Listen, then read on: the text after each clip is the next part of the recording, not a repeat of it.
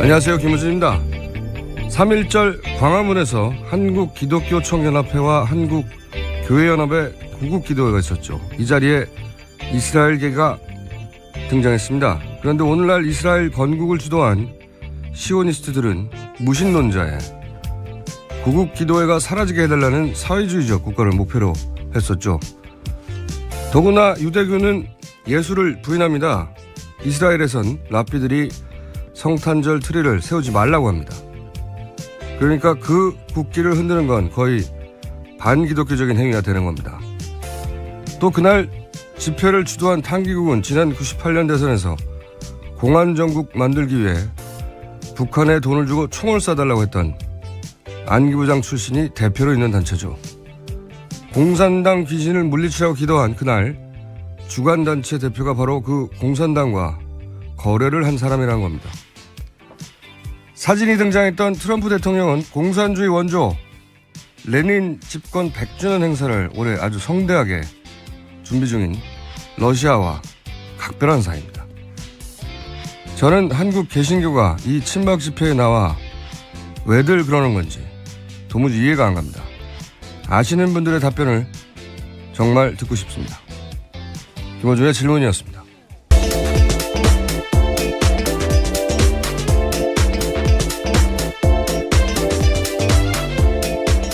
시사인의 김은지입니다. 네, 제가 어제 이어서 오늘도 이 우리나라 개신교들 뭐 다는 아닌데요. 그날 대형교회에 신도들이 많이 나왔어요. 제가 받은 몇몇 제보에 따르면 그 몇몇 대형교회 목사님들이 이제 광화문 친박 집회 나가라. 그렇게 교인들에게 권했고 실제로 이제 버스를 몇십 대씩 대절을 해서 실어 나르기도 했다고 하는데 심지어는 이제 그 기도회라고만 하고 거기가 어딘지 모르고 도착해서 화를 낸 교인들도 있었다고 하는데 혹시 방송을 들으신 분들 중에 그런 일을 직접 겪으신 분들 있으면 저한테 문자 주시거나 제보 부탁드리고요. 왜 이 대형교회가 이 친박 집회, 친박 단체 이런 관계를 맺는 걸까요? 네, 저 시사인으로도 그런 제보 왔었는데요. 네. 조영기 목사의 동생이 운영하고 있는 지방의 한 교회에서 또 대거 구국기도회를 가야 된다라고 하면서 버스를 대고 이동했다라는 그 거죠. 대형교회, 모든 대형교회는 아니겠지만 대형교회 몇몇 제가 받은 것도 버스 대절해가지고 수십 대씩 그날 갔다고 하는데 저는 이제 납득 좀 이해가 되는 설명을 들었으면 좋겠다는 생각이 들어요. 이러이러한 이유로 그랬다. 저는 이해가 안 가거든요. 이게 박근혜 대통령 본인도 전혀 기독교적이지 않단 말이죠. 어제도 얘기했지만 영세교 교주였던 사람하고 특수관계였고 최순실 씨가 그 후계자라고도 했었고 그 아버지 박정희 추도 행사 보신 적인지 모르겠는데 박정희 대통령 문화선양회 이런 단체가 있어요. 그 여기 회장님이 내년에 이제 박정희 대통령 탄생 100주년 기념 행사를 예정하고 있는데 거기 추도위원이거든요. 여기서 작년에 99주년이라고 현충원에서 그 국립현충원에서 그 무속인들 30명하고 굿한다고 작두 타고 그 행사 신청했단 말이죠. 근데 그게 작년 11월이에요. 11월 최순실 게이트가 한참일 때죠. 그러니까 이 국면이 진행될 때. 한참 진행될 때인데 근데 이제 그런 국면도 있고 해서 결국 물레공원은 박정희 동상이 있죠. 동상이 있죠. 예. 거기에 혁명의 사상이 그 싹튼 곳이라고 동상이 있어요. 혁명의 사상이 싹튼 곳이라고. 거기서 실제로 굿을 했어요. 30명이. 작두도 탔나요, 정말? 탔어요. 아, 네. 그리고 근데 이거 이제 최순실 게이트에 묻혀서 이제 뉴스가 잘 안 됐는데 2007년 최순실 게이트 한참 터질 때 이제 나온 뉴스인데 2007년 한나라당 대선 후보 그때 이제 이명박, 박근혜 후보. 경선 예, 후보 예. 경선 후보들이 이제 경선하기 하루 전날에 그때 당선 기원굿 그러니까 2007년 8월 19일이죠. 충남 계룡산 동학산의 오토 캠핑장에서 열렸다고 그리고 박근혜 캠프 쪽 사람들이 참석했다고 기사가 나왔었는데 워낙 그 최순실 게이트 뉴스가 많아가지고 묻혔죠. 2012년 대선 때도 그랬어요. 경기 북부에 있는 굿당에서 박근혜 당선 기원 작두굿이 열렸다. 이때 또 박근혜 캠프 핵심 인사들이 참석했다는 보도가 있었는데 묻혔고. 이 다른 추도식, 다른 박정희 추도식도 보면 기독교적 관점에서 보면 이거 그 우상숭배의 전형적인 형식들이 많거든요. 그러니까 기독교, 개신교에서 보면 가장 멀리할 후보, 대통령인데 왜 가까운지 저는 모르겠어요. 이게 어떻게 이해를 해야 하는지. 자, 관련 전문가분들이나 혹은 사정을 아시는 분들은 저한테 연락을 주시거나 제보를 주시거나 저희도 전문가를 찾아보겠습니다. 이 이해가 안 가서 저는 계속 얘기를 하고 있는데. 자, 오늘 뉴스는요? 네, 지난해 8월 꾸려졌던 윤곽금 팀장의 검찰특별수사팀이요. 우병우 전 수석의 통화 내역을 조회하지 않았다라는 한겨레 보도가 있습니다. 뿐만 아니라 지난해 압수수색을 할 때요. 우병우 전 수석의 자택은 물론이고요. 휴대전화, 사무실도 하지 않았습니다. 그런데 정작요. 같은 날 압수수색을 진행했던 이석수 특별감찰관에 대해서는 휴대전화와 사무실 등 모두 압수수색했습니다. 이게 이제 우병우 민정수석을 제대로 특검이 아니라 이제 검찰로 넘어가면 수사하겠냐 관련해서 나오는 뉴스들이죠. 이게 재밌는 것이 이석수 특별감찰관이 작년 8월에 수사 의뢰를 했어요. 검찰에. 예, 그렇죠. 우병우 전 민정수석에 대해서 수사 의뢰를 하며 압수수색을 의뢰했는데 그 의뢰한 특별감찰관의 의뢰대로 우병우 민정수석을 압수수색을 한 게 아니고 의뢰한 특별감찰관을 압수수색을 했어요. 예, 그렇죠. 기밀 누설했다고 하면서요. 감찰 기밀을 누설했다라는 이유고요. 말도 안 되는 거죠. 예. 어쨌든 검찰은 그때 수사를 한다고 해놓고 휴대전화도 안 했고 사무실도 안 했고 집도 안 했고 어디든지 안 했고. 네, 심지어 수사의 기본이라고 할 수 있는 통화 내역조차 조회하지 않았다는 아무것도 안 한 거죠. 겁니다. 예. 네. 텅텅 특검도 초반에 그래서 텅텅 비어 있다고 우병우 전 민정수석 관련해서는.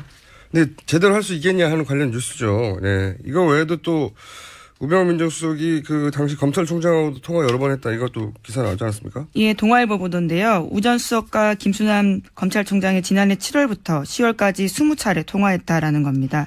그중에서요. 김 총장이 우 전 수석에게 직접 전화를 한 것도 6차례나 된다라는 겁니다. 그런데 어제 검찰에서는 예. 해명했었거든요. 전화 직접 건 적은 없다고 했는데요. 그걸 반박하는 보도인 거죠. 예. 기록이 있으니까요. 검찰총장과 민정수석이 직접 통화했다. 물론 그때 당시 최순실 게이트하고 관련된 얘기를 했다고 하겠습니까? 당연히 그때 얘기는 안 했다고 그러고 다른 일반적인 의논사를 의논했다고 하겠죠. 예, 지금 그렇게 해명하고 있습니다. 예, 너무 검찰 개혁에 대해서 이야기했다. 검찰 개혁. 검찰 개혁에 대해서 얘기했을 수는 있겠네요. 검찰 개혁 하지 말자고. 네, 김 총장이 우리가 이렇게 통화하는 게 바로 검찰 개혁 대상이야. 막 이런 얘기. 우린 정말 나쁜 사람들일까? 그런 통화를 했다면 제가 이해하겠는데 이런 해명을 믿어달라고 항상 하는 게 참 재밌어요. 이것뿐만 아니고 검찰총장과 그 정도 했으면 그 밑에 담당자들하고 얼마 많이 했겠어요. 네, 관련 보도도 나왔는데요. 한겨레 뉴스 보도에 따르면 안태근 법무부 검찰국장이 지난해 7월부터 10월, 그러니까 3개월 동안요. 우 전 수석 쪽과 1000차례 넘게 통화했다라는 겁니다. 1000여 차례. 예. 3개월 동안. 그러니까 하루에 10통 넘는 거죠. 그렇죠. 이건 깨어있는 동안 밥 먹고 잠시 다른 일 하는 거 빼고는 거의 1시간에 한 번씩 하는 건데 이건 상사병 상태거든요, 이거는. 하루 1시간씩 매일 휴일도 없이 계속. 이 통계치를 따르면 휴일도 없이 계속 했다. 예, 그렇죠. 놀랍습니다. 예. 예. 이럴 때 막 시상도 떠오르고 그러는데. 예, 박근혜 대통령과 최순실 씨 기록을 깨는 겁니다. 6개월 동안 570통이었는데요. 여기는 3개월 동안 1000통입니다. 총장님하고는 개혁에 대해서 얘기하는 거죠. 예. 우리가 잘못하는 걸까? 그리고 밑에 사람들한테는 시상이 떠올랐나 보죠. 예, 문구를 다듬고 그랬을지 않았을까. 게이트 초반부터 본인이 관둘 때까지 10월 20며칠인가 관뒀을 거예요, 민정수석이. 네. 그때까지 1000통 해달라는 거예요. 1000통 이상. 야, 대단하네요. 네, 우 전 수석과 윤장석 민정비서관 합쳐서이긴 한데요. 네. 우 전 수석 쪽입니다. 사랑도 병인양 하였수인데. 자, 그러니까 과연 그 검찰이 지금 다시 돌려받아서 수사를 제대로 하겠느냐 하는 우려가 나오고 해서 저희가 잠시 후 2부에서 이 문제 검찰 출신 국회의원 한 분 연결해서 짚어보기로 하고요. 자, 다음 뉴스는요.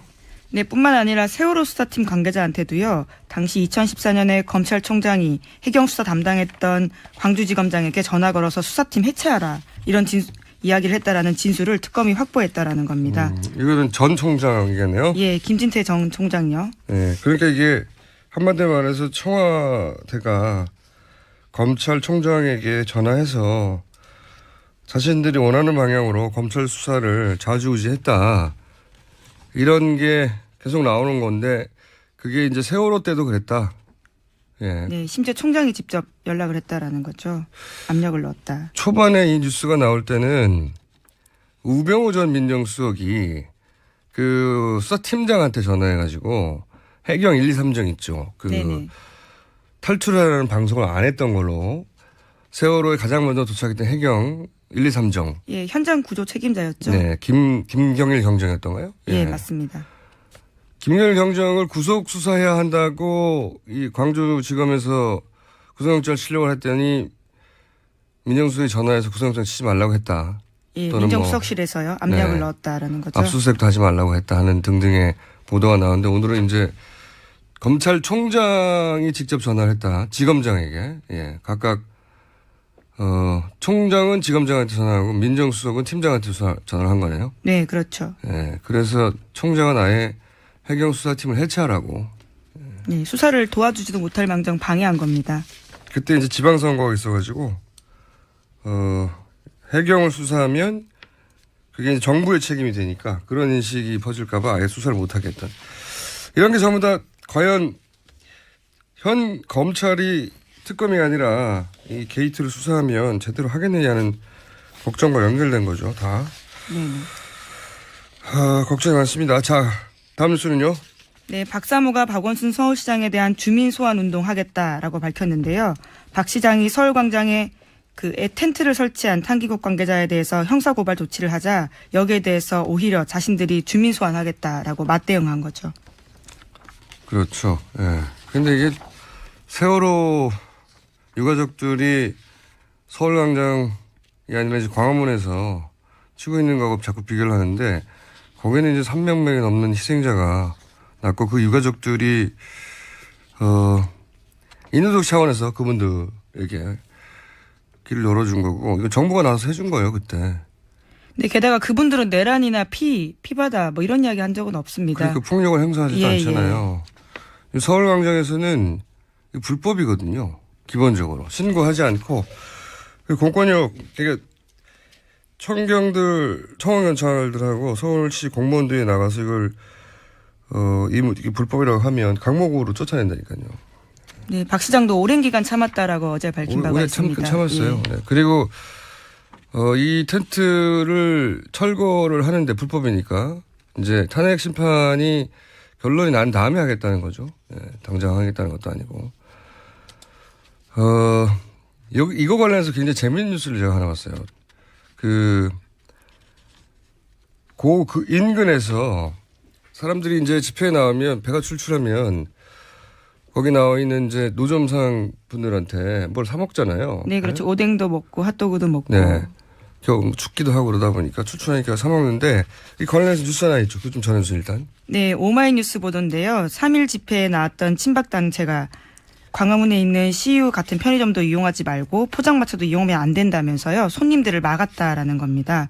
이유가 재밌어요. 예, 그 이유가 지금 카톡으로 돌고 있는데요. 포장마차 같은 경우에는 민주노총의 운영 자금으로 촛불 자금이 된다라는 거고요. CU는 통진당으로 자금이 들어가고 또 던킨도너츠는 스스로 촛불 자파라고 했기 때문에 거기서 먹으면 안 된다. 이런 네. 카카오톡을 돌린다고 다 하고요. 거짓말이거든요. 여기까지만 돌렸어도 제가 이해가 안 갈 뻔했어. 아니 대기업이 무슨 통진당도 해산됐는데 거기다 자금을 대고 촛불 잡하고 외국 기업이거든요. 던킨도너츠. 이런 말도 안 되는 얘기를 했을까 했는데 그 뒤에 이유가 딸려 있죠. 예, 힌트를 얻을 수 있습니다. 엄마 부대 푸드트럭 대신에 이용하라라고 쓰여 있는데요. 엄마 부대 푸드트럭에는요. 어묵꼬치가 한 개에 3,000원에 판다고 합니다. 그런데 통상 광화문 일대에는 1,000원이거든요. 1,000원이라고 이 보도가 하고 있습니다. 그러니까 이제 엄마 부대가 운영하는 푸드트럭에 가서 먹으라고 그 논리를 세울 게 특별히 없으니까 왜냐면 더 훨씬 비싸거든요. 그 주변에 있는 편의점들하고 노점상들하고 던키도너츠가 또 거기 있단 말이죠. 거기다 자파들이고 촛불이고 뭐 통진당이고 막 다 거짓말이란 말이에요. 이걸 이렇게 돌려요. 그리고 이제 그걸 보고 가짜뉴스처럼 그걸 믿은 분들이 노인분들이 거기 가가지고 막 항의한다고 그러잖아요. 예, 이용하는 손님들한테도 위협을 편의점 들어가가지고 행사하고요. 통진당에 돈을 보내냐고 막 항의한다고. 정말 나쁜 사람들이에요. 그냥 장사를 하고 싶으면 이거 와서 엄마 부대에서 하니까 이용해 주세요 하면 되잖아요. 야, 3,000원 왜 이렇게 비싸냐 그랬더니 애국세라고. 그건 기사에 없던데 저 좀 찾아봤거든요. 애국세래요, 애국세. 그런 폭리를 취하기 위해서 사실이 아닌 만들을 유포하고 있으니까 이건 CU나 던킨도너츠에서 고소고발 해야 됩니다. 예. 예, 허위사실이죠. 허위사실도 단순히 잘못 알아서 한 게 아니고 경제적 이권을 목표로 한 거잖아요. 목적으로. 네네. 죄질이 나쁜 거예요. 자, 참 재밌습니다. 네. 이렇게도 장사를 하네요. 다음 뉴스는요. 네, TV조선 보도인데요. 장시호 씨 발언으로서 보도한 겁니다. 최순실 씨가 청와대 문건을 밤새도록 검토할 때가 많아서 실시간이 없었다라는 토로를 했다라는 건데요. 장 씨에 따르면 최순실 씨는 국정을 돌보느라 실시간이 없다라고 불평하면서 링거를 맞으면서까지 모든 문건을 꼼꼼하게 검토했다고 합니다. 또한 대통령 취임 이후에는요. 2-3시간밖에 못 잤다라고 이야기했다고 합니다. 그러니까 정말로 국정을 운영하는 게 맞아요. 본인이. 네. 국정을 돌보느라 실시간이 없다라는 게 직접 워딩이었다고. 옆에서 본 예. 장시호 씨가 한 얘기잖아요. 네. 네. 국정농단을 불철주야한 건데 이게 대단하지 않습니까? 이 정도 에너지면. 네, 2-3시간밖에 못 자고 링거까지 네. 맞고. 다만 이제 국정을 돌봤다기보다는 국정 속에 있는 이권을 돌보느라고 네, 실시간이 없었겠죠. 대단한 분입니다. 네. 그러면서 불만은 국정을 돌보느라 실시간이 없다고 불평했다. 예. 대통령이었어요, 사실상. 예, 하지만 박근혜 대통령은요, 지난 헌법재판소 최종 변론에도 쉬운 표현만 조언 들었지 문건 준 적 없다. 또 이렇게 이야기했거든요. 이거 관련해서는 그 반대되는 증언이 되게 많죠. 사태 초기 미르의 전 사무총장 이성환 씨가 네네. 이 얘기하고 딱 일치한 얘기를 했었죠. 네. 그때 매일매일 그 어마어마한 분량의 문서가 나왔고 그거를 자신을 비롯해 여러 사람이 나눠서 네. 체크하고 검토하고 했다. 믿지 않을 것이다라고 하며 나왔던 이야기 중 일부죠. 그 당시만 하더라도 믿기 쉽지 않은 이야기였습니다.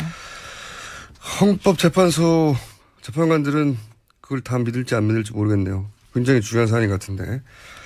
자, 뉴스를 하나 정도 더 전할 수 있을 것 같습니다. 네, 자유한국당의 정우택 원내대표가 어제 비상대책위원회에서 이번 3월 국회가 대선 전 개헌을 할 수 있는 마지막 골든타임이다. 이렇게 말했습니다. 대선이 읽힌 뉴스가 하나 나왔는데 여기까지만 해야 되겠는데 이게 원래 개헌 이슈는 잘 생각해 보시면 제3지대라고 불리는 구상의 핵심 레파토리였어요. 개헌을 고리로 양극단을 배제한다는 건 친박 친문을 제외하고 그러니까 당시 새누리당하고 민주당의 문재인 이렇게 제외하고 가운데서 모이자. 이게 원래 제3지대고 거기가 그 고리가 개헌이었거든요.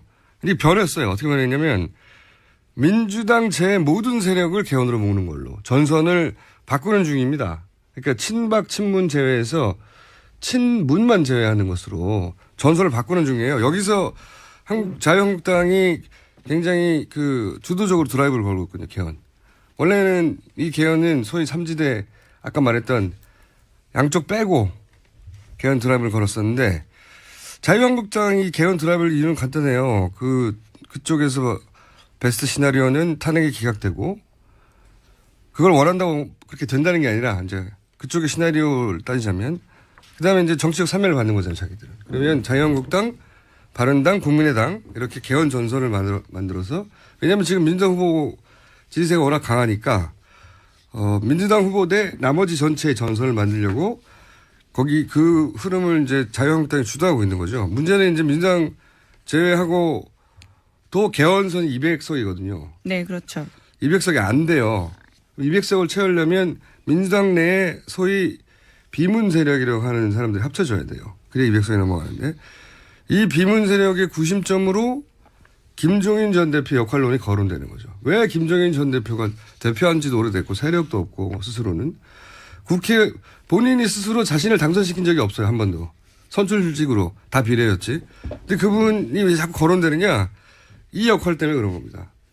혹시 개헌선에 도달하는 그 나머지 부족분을 민주당 내에서 비문 세력으로 만들어서 그 사람들의 구심점을 할 사람이 김종인 전 대표가 아니겠는가. 근데 또 김종인 전 대표의 그 문제는 뭐냐면 그 세력을 대표할 대선 주자가 없어요. 그래서 이재명 전 시장도 전 시장이래. 죄송합니다. 네, 현 시장입니다. 네, 이재명 시장 하도 전이 많이 등장해가지고 요새 이재명 시장도 이렇게 관심을 뒀다가 지지율 떨어지자 반기문 전 총장한테 관심 옮겨갔다가 또 사퇴하자 최근엔 안희정 도지사를 생각하는 것으로 관측되고 있어요. 근데 이제 거기도 문제가 생기는 게 안희정 도지사 그러면 탈당을 해야 되는데 이분이 탈당할 분은 아니거든요. 그래서 안 되면 본인이 직접 그 개헌 세력의 후보로 본인이 직접 나오는 게 아니냐 이런 관측도 있는. 그래서 이 관련 뉴스를 읽으려면 그런 구도를 머릿속에 넣고 김종인 전 대표가 그러면 민주당 내 비문 세력의 중심으로 어떤 역할과 행보를 할까 하는 관점에서 이 사안을 보시면 뉴스가 좀 잘 이해가 갈 수 있습니다. 자, 오늘 여기까지 하겠습니다. 시사인의 김은지였습니다. 감사합니다. 국민의당 박 전 대표가 저희와 인터뷰 중에 헌재 선고가 나오기 전에 박근혜 대통령이 자진 사퇴할 가능성이 있다고 언급을 했는데요. 이럴 경우 탄핵 심판은 어떻게 되는지 이 문제 한번 짚어보겠습니다. 헌법학자 건국대 법학전문대학원의 한상희 교수님 연결됐습니다. 안녕하세요, 교수님. 안녕하십니까. 네. 반갑습니다. 네. 반갑습니다. 네, 저는 개인적으로 이런 가능성이 그렇게 높지는 않다고 보는데 교수님 은 어떻게 보십니까? 이런 가능성이 있을까요? 사실 정상적으로만 생각한다면 사퇴하는 게 합리적이죠. 사실 헌법재판소가 탄핵을 인용하게 되면은 그 결정문에 박근혜가 그동안 저질렀던 온갖 비리라든지 폭정이라든지 불법한 것들을 다 기록할 건데 이런 것들은 역사적인 공식적인 기록물로 남게 되거든요. 네. 역사를 두려워할 줄 아는 사람이라면은 사퇴하는 게 맞고요. 또 하나 이제 경우에 따라서는 지지자 결집을 위해서 예. 그러니까 나는 억울하게 엮였다라고 억지를 부릴 수 있는 그런 여지도 있고요. 또 하나 이제 사퇴의 걸림돌이었던 수사 문제도 예. 얼마 전에 황교안 총리가 특검 연장 승인을 거부하면서 두 가지 가이드라인을 제시했거든요.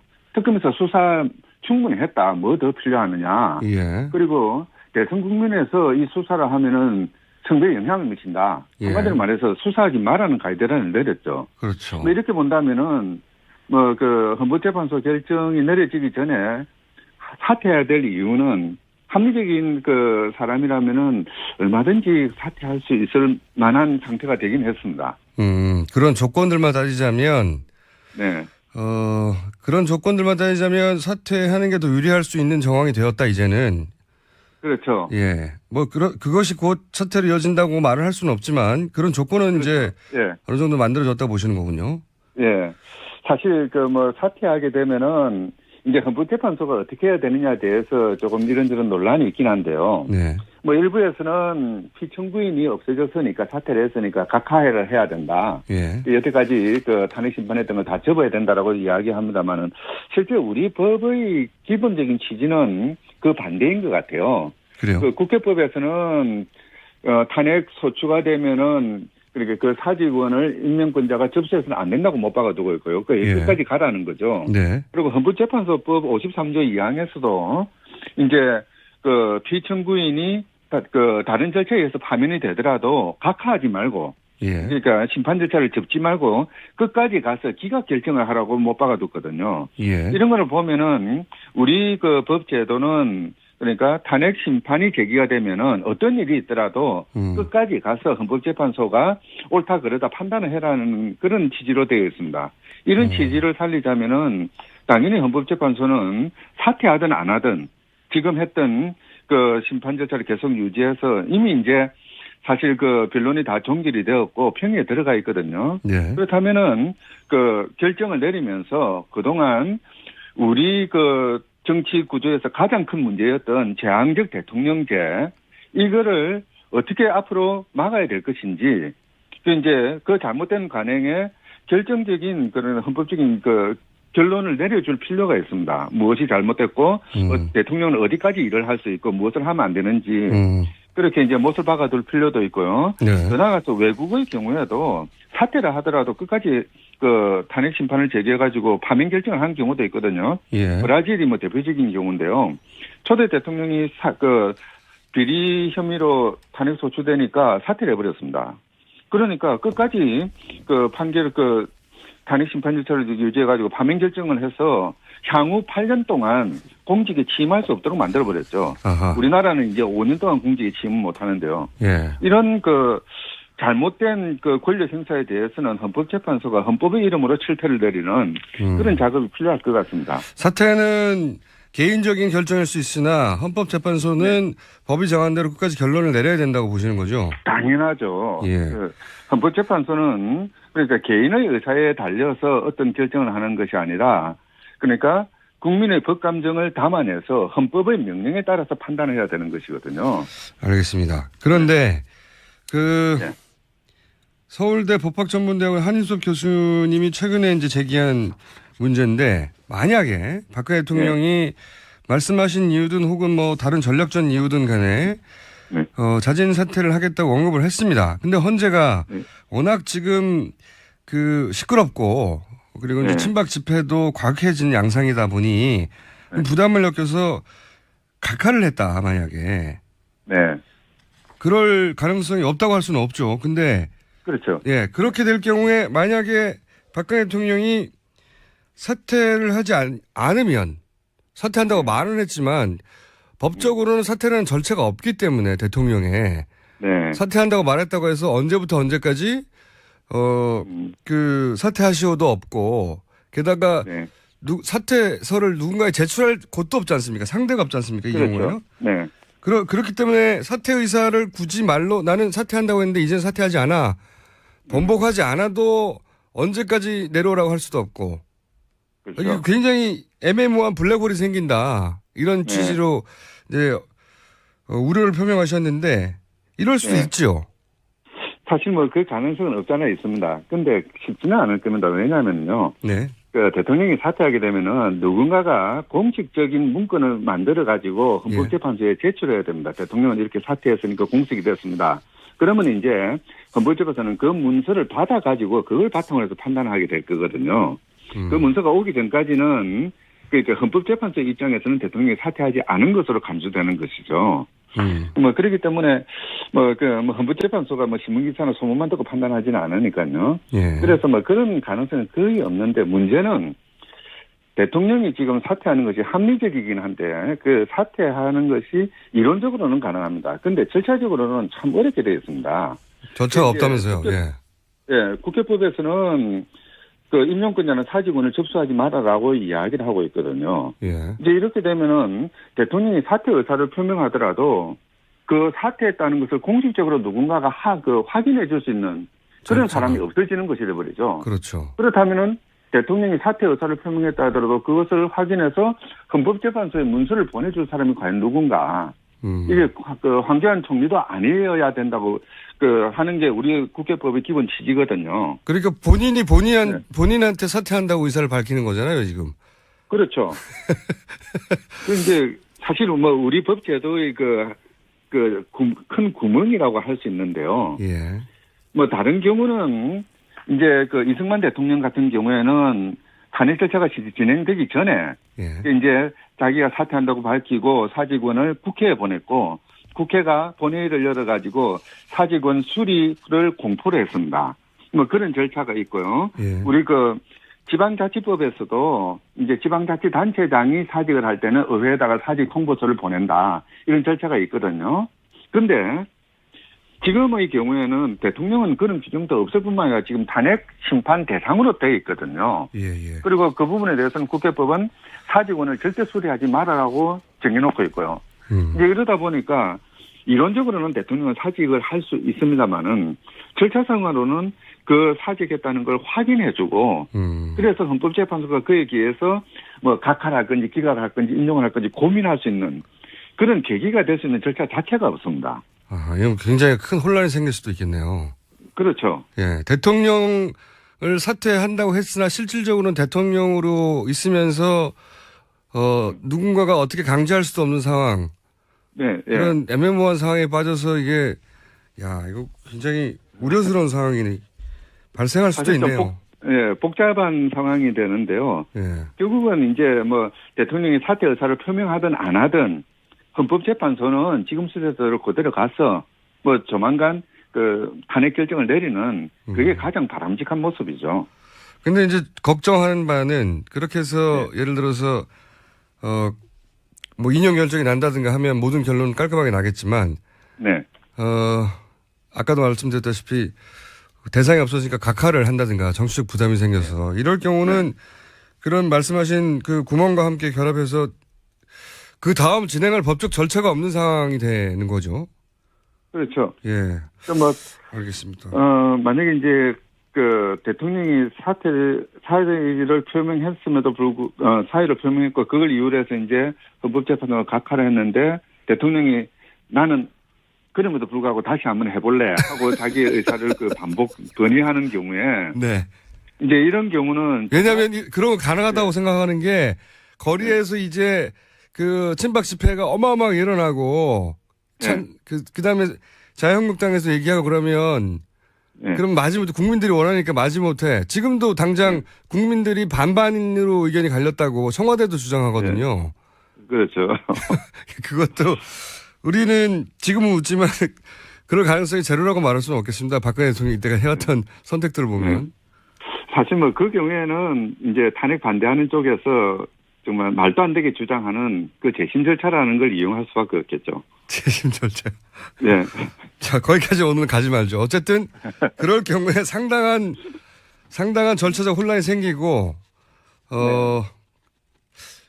이걸 해결할 방안은 지금의 법적 절차로는 없다. 네. 이거 대비해야 되는 상황이네요. 그런 혼란을 막기 위해서라도 헌법재판소가 섣불리 각하 결정을 해서는 안 되는 거죠. 이 사건은 어떤 경우에도 지금 이미 그 사퇴를 하기 위한 그 적기가 지금 사라졌거든요. 이미 실기했습니다. 알겠습니다. 변론이 다 끝났고요. 지금 평에 들어가 있는 상태이기 때문에 사퇴를 하든 않든 관계없이 헌법재판소는 본안 결정으로 들어가야 되는 거죠. 각하해서는 안 되는 거죠. 알겠습니다. 자, 그리고 이제 교수님도 이런 전망을 내놓으실 때 굉장히 조심스러우실 것 같긴 합니다만 전 국민이 궁금해하는 사안이라 여쭤볼게요. 이번에는 재판관들 이름을 다 결정문에 쓰지 않습니까? 소수 의견까지 다. 그래서 이제 그렇죠. 누가 뭐라고 결론 냈는지 다 드러나게 되는데 그래서 교수님은 아예 8대0으로 나올 수도 있다고 이야기하신 적이 있는 걸로 아는데 왜 그런 말씀하시는지 좀 설명해 주십시오. 보통 이제 헌법재판소 결정을 예측을 할 때 재판관의 그 정치적인 또는 어떤 이념적인 성향이 어떻게 되느냐, 보수적이냐, 진보적이냐 뭐 이런 걸 가지고 판단을 하고 또 실제 판결문이 그렇게 나온 경우도 많거든요. 결정문들이. 그런데 이번 사건의 경우에는 일반적인 사건하고 다른 것입니다. 이번 사건은 적어도 대한민국의 정치적 운명에 대해 관한 그런 판단을 내리는 것이거든요. 워낙 예외적이고 중대한 사건이죠. 이런 부분에 대해서 재판관들이 자신의 어떤 정치적인 그 지향점이나 또는 인간적인 어떤 친소관계를 이유로 해서 판결에 임하지는 않을 거라고 생각합니다. 이제 그래야 한다고 이제 기대하시는 거죠. 예. 예, 당연히 또 그렇게 해야 되는 것이고요. 워낙 중차대한 사건이기 때문에 재판관들이 함부로 판단하지는 않을 겁니다. 그 이제 재판관에 대한 저희 뭐 신뢰이기도 하고요. 이제 바로 그런 점에서 본다면은 만약에 어떤 결정, 이런 중대한 결정이 뭐 다수 의견, 소수 의견으로 나뉘게 되면은 이 소수 의견에 기재되어 있는 글자 하나, 문구 하나, 구절 하나를 가지고 탄핵에 반대하는 사실 뭐 거의 거의 뭐 이유 없이 그러니까 네. 광신도적인 그런 반응을 보이는 이 탄핵 반대 세력들은 바로 그런 소수 의견에 있는 이야기들을 이 침소봉대해가지고 그걸 바탕으로 해서 자기의 주장을 그대로 또 강화시킬 거거든요. 그렇죠. 이제 그렇게 되면은 국론이 분열되고 뭐 국론 분열이랑 반드시 나쁜 건 아니지만은 어쨌든 이 사회가 앞으로 탄핵 이후에 우리 사회는 어떤 식으로 발전해 나가야 되는지 어떤 식의 개혁을 해야 되는지 이런데 모든 능력을 다 모아야 되는 상황에서 그렇게 탄핵을 반대했던 사람들이 소수 의견을 빌미 삼아 가지고 뭐 터집을 잡고 불만을 제기하고 분열적으로 나가고 이렇게 돼버리면은 국가의 미래가 밝지 않다고 생각을 합니다. 그래서 바로 이제 그런 점 때문에 재판관들이 정말 국가의 미래, 우리 사회의 미래를 생각한다면은 자신의 정치적 성향이나 또는 개인적 친소관계를 잠시 접고 다른 의견이 있다 하더라도 만장일치로 나아가는 것이 바람직한 것이죠. 무슨 취지인지 잘 알았습니다. 오늘 여기까지 하겠습니다. 네. 감사합니다. 네, 감사합니다. 네, 지금까지 헌법학자 건국대 법학전문대학원의 한상희 교수였습니다. 특검 연장이 무산된 현재 기준으로 그렇습니다. 이 시점에 최순실 수사가 검찰 손으로 넘어갔는데 과연 제대로 될 수 있을까? 국회 법사위 소속의 그리고 검찰 출신 더불어민주당의 백혜련 의원 전화 연결됐습니다. 안녕하십니까? 예, 안녕하십니까? 네. 국민들이 걱정이 많습니다. 검찰이 이제 넘겨받았는데요, 다시 특검으로부터. 특히 이제 우병우 전 민정수석을 제대로 할 거냐. 최근에 아무래도 이제 김수남 검찰총장과의 통화라든가 민정수석실이 있을 때 간부들과의 뭐 1000여 통이 넘는 통화라든가 이런 게 밝혀지면서 더 걱정이 많거든요. 이 우병우 전 민정수석의 수사가 제대로 이루어질 수 있을까요? 그 부분이 사실 가장 걱정되는 부분입니다. 지금 사실 특검에서 검찰로 수사가 넘어오면서 크게 세 줄기 수사가 남아있다고 볼 수 있는데요. 그러니까 대기업 관련 수사, 그리고 박근혜 대통령 관련 수사, 그리고 우병우 수석에 대한 수사, 세 부분이 크게 남아있다고 볼 수 있는데 가장 걱정되는 것이 그러니까 오히려 대기업에 대한 수사 부분들은 검찰 내에서도 이미 특검에서 어느 정도 수사가 이루어졌고 지금 국민적인 여망이 있기 때문에 이루어질 수 있다고 보이는데 우병우 수석에 대한 수사는 바로 검찰에 대한 수사와 지금 직결이 됩니다. 그러니까 고위 간부들이 아직 남아있는데 말이죠. 예. 그렇죠. 우병우 수석 당시에 임명된 고위 간부들이 지금 다 남아있는 상태고 특히나 그 정용인의 문건에 대한 수사, 세월호에 대한 수사 이런 것들은 바로 검찰 내부에 대한 수사로 직결이 되기 때문에 검찰이 과연 수사를 잘 해나갈 수 있을지 저도 의문입니다. 그런데 검찰이 또 수사를 할 수밖에 없는 동인도 있기는 있습니다. 이제 그 국민의 어떤 여망, 적폐청산에 대한 여망, 가장 큰 여망, 그것이 가장 큰 동인이고요. 일단은 대선 국면에 들어오면서 검찰 개혁의 이슈가 굉장히 크게 부각이 되기 때문에 검찰도 공수처라든지 수사권 조정으로부터 더 생존을 해야 된다는 그런 문제가 있습니다.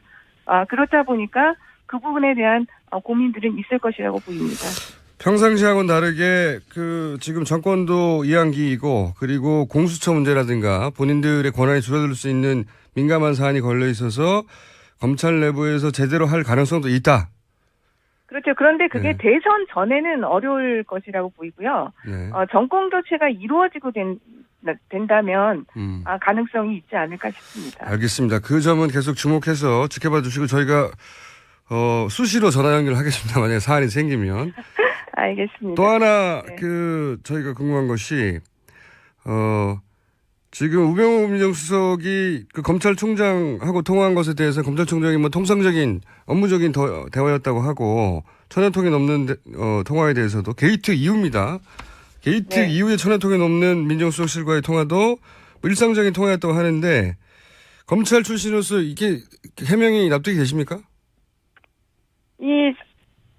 보면은요, 원래 이게 일반적인 수사 상황에 대한 보고 체계는 원래 대검에서 법무부로 가고 법무부에서 청와대로 이어집니다. 그러니까 민정수석의 기본적인 카운터 파트너는 예. 법무부입니다. 네. 원래 대검이라든지 서울중앙지검, 일선 검찰청은 그 카운터 파트너가 원래의 의미의 카운터 파트너가 아닙니다. 그러니까요. 그래서 우전 수석 스스로도 지난 10일 청문회에 출석해서 법무부하고는 통화했다 이렇게 밝힌 바가 있습니다. 그러니까 대검과 직접 통화한 것은 정상적인 보고 절차가 아님에도 불구하고 지금 김순환 검찰총장과 또 통화를 했고 예. 또 그 이영렬 서울중앙지검과 통화한 것이 나온 거고 있지 않습니까? 그것도 그러니까 천통입니다.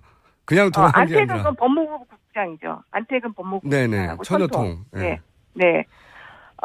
그러니까 검찰총장과 청와대 이렇게 민정수석 통화한 거는 수사의 공정성을 근본적으로 의심케 하는 대목이고요. 그리고 제가 그 통화 시간을 보니까 통화 시간이 굉장히 길어요. 대부분. 사실 저희 인터뷰도 15분 20분 정도밖에 되지 않습니까? 그러니까요. 그 많은 시간 동안에 일상적인 업무 보고만 했다. 일상적인 업무 관련 얘기만 했다고 하는 것이 실제로 믿기지가 않는 것이죠. 그렇죠. 예. 하루 10통씩 1000통을 석 달 동안 그렇게 길게 하려면 이건 사기는 사야 되거든요. 그러니까 안태근 그 법무국장 같은 경우는 사실 법무부하고 청와대하고 제일 가장 많이 통화해야 되는 이치에 있는 사람은 맞습니다. 예. 그런데 예. 그 통화가 비정상적이죠. 그리고 통화가 우병우 수석에 대한 수사가 진행되던 시점부터 엄청나게 많아진 거 아닙니까? 예. 거의 7월에서 10월 사이에 1000통. 일반적 상식적으로 이해하기 어렵죠. 알겠습니다. 그래서 이제 검찰 출신으로서 이 해명은 납득이 안 간다. 사정을 모르는 사람이면 모르겠지만 의원님은 납득이 안 가신다고 말씀하시는 거고 이거는 정답이 있을지 모르겠습니다만 우병우 라인이라고 하는 새가 검찰의 어느 정도 규모인 건가요? 너무 어려운 질문인가요? 명확하게는 되지는 않지만 예. 어쨌든 간에 예. 우병우 수석이 민정수석이 되고 나서 검찰 인사가 이루어졌을 때 예. 고위직에 있었던 분들은 어쨌든 우병우 수석으로 인해서 약간의 혜택이라도 본 분들이라고 볼 수 있습니다. 그렇군요. 네. 그렇기 때문에 그런 분들 같은 경우는 심리적으로라도 예. 우병우 수석에 대한 마음의 빚이라든지 이런 것은 가질 수 있는 부분들이 있다고 봅니다. 라인이라고 해서 꼭 특별한 걸 주고받았다기보다는 그렇게 이제 심리적인 영향도 받고 혹은 덕을 봤다고 생각하고 이런 사람들이 거기 잔뜩 있다는 거죠, 말하자면. 그렇죠. 아직도 검찰에는 그런 분들이 많이 있다고 볼 수밖에 없죠. 그렇군요. 아까 이제 세 가지 큰 줄기라고 하셨어요. 대기업 수사는 특검에 넘어가기 전에 또 어느 정도 진척이 됐고 아마 국민적 열망 때문에 제대로 할 것이다. 근데 가장 걱정되는 게 이제 우병우 민정수석에 대한 수사라고 하고 지금 길게 얘기를 나눴는데 나머지 한 카테고리가 이제 박근혜 대통령에 대한 수사입니다. 네. 박근혜 대통령 탄핵 심판 결과가 만약 인용으로 나왔다. 그러면 불소추 특권이 사라지니까 좀 구속도 할 수 있는 상황이 되지 않습니까? 네, 그렇습니다. 근데 이 박근혜 대통령에 대한 수사는 어떻게 진행될 거라고 전망하세요? 박근혜 대통령에 대한 수사도 지금 검찰 같은 경우는 제가 볼 땐 대기업에 대한 수사 부분으로 시작을 해서 대기업에 대한 수사도 지금 수사 대상자가 굉장히 많습니다. 그렇죠. 그러니까 지금 탄핵 심판이 3월 10일에서 3월 13일 전에는 이루어진다고 보기 때문에 예. 그러면은 대선이 5월 초순경이면 끝나지 않습니까? 약 2달 이제 있는 것인데 검찰에서는 제가 볼 때는 최대한 박근혜 대통령에 대한 수사도 대선이 끝난 이후로 미룰 가능성이 크다고 봅니다. 정치적 부담 때문에. 네, 기업 수사에 집중을 하고 네. 박근혜 대통령에 대한 수사도 밀어놨다가 그다음 정권이 만약 바뀐다든지 이러면 그 정권의 어떤 뉘앙스에 따라서 수사가 이루어지지 않을까 저는 그렇게 봅니다. 그렇군요. 그러니까 이제 박근혜 대통령 설사 탄핵이 인용된다 하더라도 박근혜 대통령을 바로 구속 기소한다든지 그런 일은 일어나지 않을 것이다. 그렇게 전망하시는 거죠. 그렇습니다. 예, 그러기에는 정치적 부담이 너무 검찰에게는 크다. 이런 뜻으로 이해했고요. 이건 어떻습니까? 공소유지라는 단어가 요즘 최근에 특검이 종료되면서 많이 나오는데 공소유지가 무슨 뜻인지는 저희가 그 다른 인터뷰 시간에 듣긴 했는데 이게 예를 들어서 이재용 삼성 부회장을 상대하는 경우에 이쪽에 남아있는 특검의 파견 검사가 과연 그 삼성 이재용 부회장이 분명히 동원할 대규모 변호인단을 대응할 수 있겠는가. 공소유지에 대한 걱정이 된다. 이렇게들 얘기하지 않습니까? 네. 그런데. 네. 네. 그러니까 지금 실제로 이제 특검에 검사가 8명이 남아서 예. 공소유지를 하기로 했고요. 예. 특검보가 또 4명입니다. 충분한 인원인가요? 보시기에?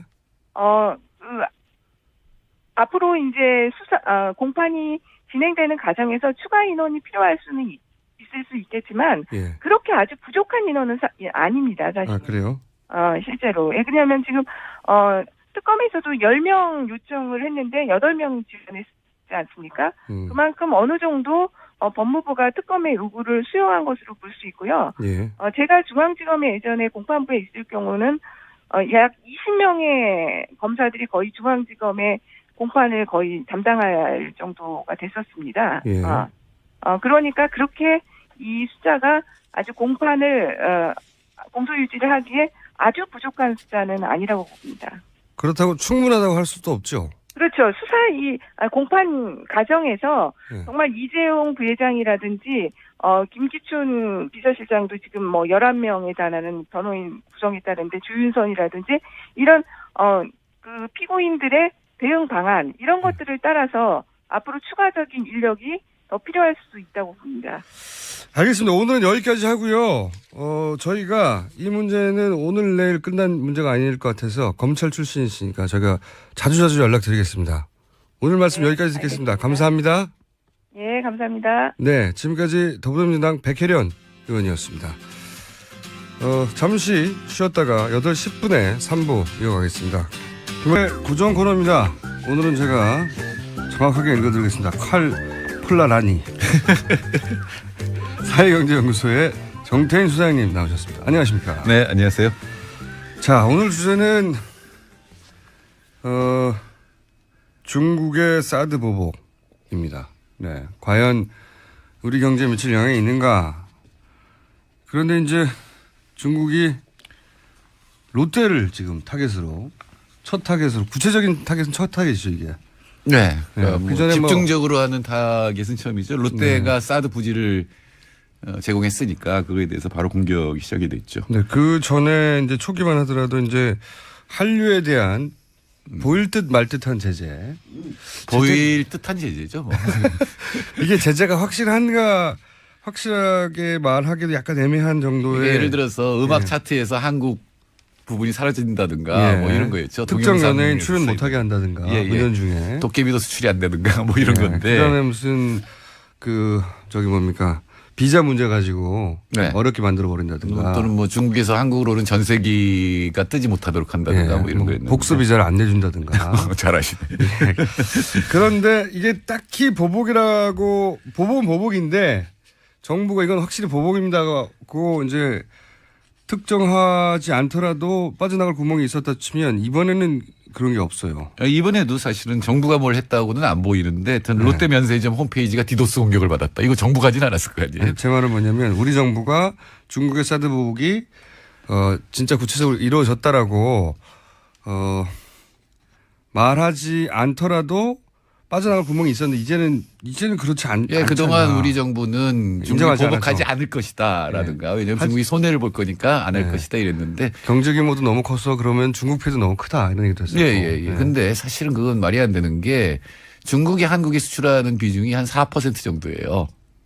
우리나라가 중국에 수출하는 비중은 25% 정도고. 그러니까 중국 전체 경제 규모에서 우리나라 쪽으로 중국이 보내는 건 4%고 우리 입장에서는 25%가 된다. 그다음에 수입은 그냥 중국이 한국에서 수입하는 거는 전체 한 10% 되는데 근데 일본, 미국, 유럽이 거의 비슷해요. 한 9%, 10% 되거든요. 그러니까 한국에 수입을 안 하더라도 미국이나 일본이나 EU에서 수입하는 게 있으면 대체가 가능한 얘기죠. 중국은 워낙 시장이 크니까요, 사실. 거기다 이제 또 중국의 정책이 중간재를 국산화하자는 거거든. 우리나라도 80년대부터 계속 일본에서 중간재 수입하니까 그걸 국산화하자는 정책을 썼는데 중국도 이제 한 5년째 국산화하거든요. 그러니까 한국에서 수입을 안 하는 걸 오히려 국산화 정책으로 이용할 수 있거든요. 그러니까 중국이 손해를 볼 거기 때문에 한국에 보복하지 않을 것이다라고 하는 얘기는 엉터리라는 게 증명이 됐죠.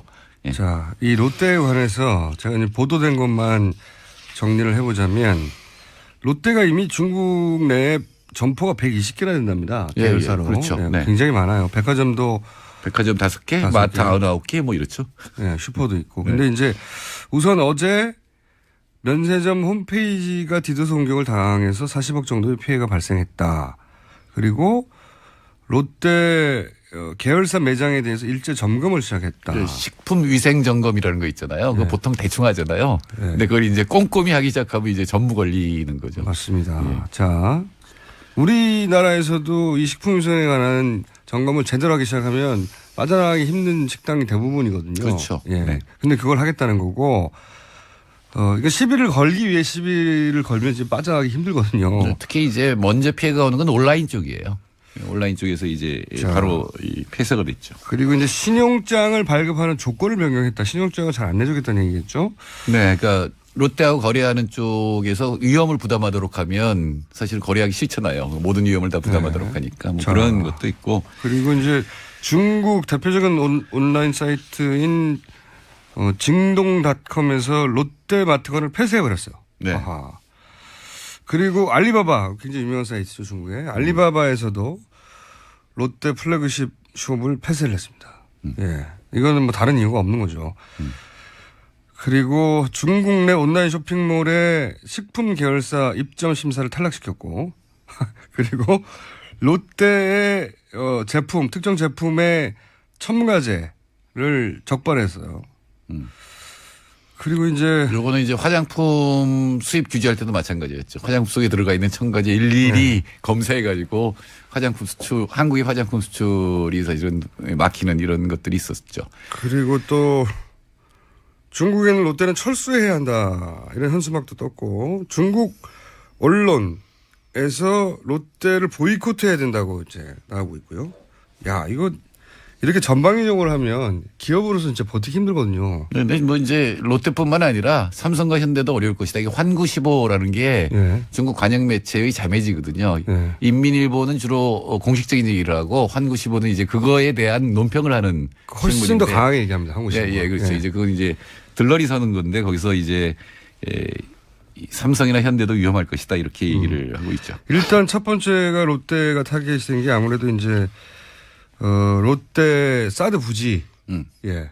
원래 골프장이었는데 그걸 사드 부지로 제공했다. 이 뉴스가 전해지면서 이게 일제히 지금 이게 우연히 발생했다고 절대 볼 수 없는 게 이게 일제히 발생하는 일이거든요. 롯데를 향한 네. 경제적 보복. 이례적으로 미국 국무부가 논평을 냈어요. 오늘 오다가 라디오 들으니까 네. 이 사드 보복하는 거는 중국이 보복하면 안 된다라는 식의 이게. 네. 그 미국에서는 설치해야 되니까요. 근데 이렇게 되면은 적자가 나지 않겠습니까?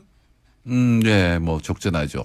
그 롯데만 문제가 아니라 예. 한국 수출이 25%니까 굉장히 위험하죠. 그러니까 중국 전체가 지금 수입이 줄어들고 있어요. 한 마이너스 15% 이렇게 줄어들고 있는데 그중에 특히 이제 한국 제품들의 수입이 왕창 줄어들면 네.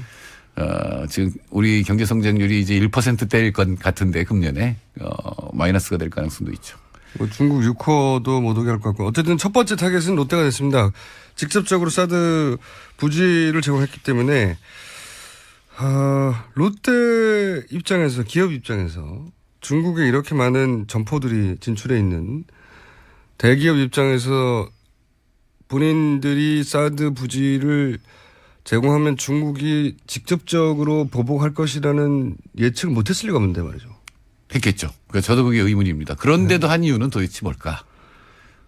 그거는 이제 롯데가 우선 가장 눈앞에 있는 거는 이번에 그 이재용 부회장 구속영장이 기각되고 이제 다시 재청구하는 과정에서 한 3주 정도 재벌 수사를 못했지 않습니까? 네. 근데 만약에 영장이 첫 번째 그 신청 때 발부가 됐다면 그 다음 순서가 이제 SK 롯데라고 했거든요. 그랬죠. 예. 근데 과연 총수 수사가 그렇게 이 그룹 전체를 흔들 정도의 위협을 감수할 만하냐? 뭐 이거는 뭐 저는 잘 모르겠습니다. 재벌들은 기업의 안위보다는 총수의 안위를 더 걱정하니까. 아, 총수 입장에서 그게 이해가 됩니까? 총수인 저로서는 네, 이해는 갑니다. 이해는 가는데 그러니까 롯데도 이제 승계 문제도 있고 롯데도 그렇죠. 굉장히 복잡했죠. 여러 가지 문제 많이 걸렸죠. 그리고 그 형제난도 있었고 네. 네, 최순실 게이트하고 연루돼서 수사도 받아야 되고 여러 가지 이제 검찰 수사를 앞두고 그 정부에 협조하지 않으면 안 된다는 위기감이 있었겠죠. 그러니까 정부를 협조하지 않아서 우리가 당할 것과 사드를 배치해서 중국에서 당할 것 이 두 개를 비교하지 않았을까요? 글쎄 비교했을 때 중국에서 보복할 건 너무나 뻔하거든요. 근데 한국에서 수사받는다고 뭐 어떻게 될지는 잘 모르잖아요, 지금. 중국에서 보복받는 것 이상의 두려움을 느꼈다고 볼 수밖에 없는 건데, 이거는. 그렇습니까? 아, 총수는 그런 게 느껴집니까? 저는 잘 모르겠어요. 아무리 그래도 경제적으로 더 중요한 거지. 예. 근데 중국이 이렇게 나오는 이유는, 그러니까 중국이 계속 핵심 이익이란 말을 쓰거든요. 네. 코어 인트레스트란 말을 쓰는데 그거는 이른바 전략적 균형이 무너졌다고 생각하는 거거든요. 중국이 원래 최소 억지 전략 때문에 중국은 능력이 있어도 핵무기 몇 개 없었어요. 한 20기 정도밖에 안 갖고 있었거든요. 네. 그리고 이제 인공위성 기술은 세계 최고예요. 그런데 이 사드가 배치가 되면은 그러니까 한국의 사드라는 게 중국에서 이제 전략적 균형이라는 건 뭐냐면은 여차하면 중국도 미국을 공격할 수 있다는 거거든요. 네. 인공위성 기술이 있으니까. 네. 군사적인 균형을 유지하려고 했는데, 이 예, 지역에서. 근데 사드가 한국에 배치되면 중국에서 발사된 거를 굉장히 빨리 탐지하잖아요. 예. 지구를 돌아야 되는데. 예. 그럼 그게 이 알라스카라든가 이런 기지에 연결되면은 막을 수 있는 가능성이 높아지죠. 예. 그래서 이제 전략적 균형이 깨졌다고 지금 이제 중국을 생각하고 예. 그래서 자꾸 중국이 유사시에는 성주 사드 기지부터 공격한다 이렇게 이제 얘기를 하는 게 바로 그 이유입니다. 이게 이제 핵은 이제 공포의 균형이라고 하는데, 네, 맞습니다. 그런 걸 다 알아요. 뮤추얼 어시어드 디스트럭션 그래서 매드 상태라고 그러죠. 미친 상태라고 얘기를 하죠.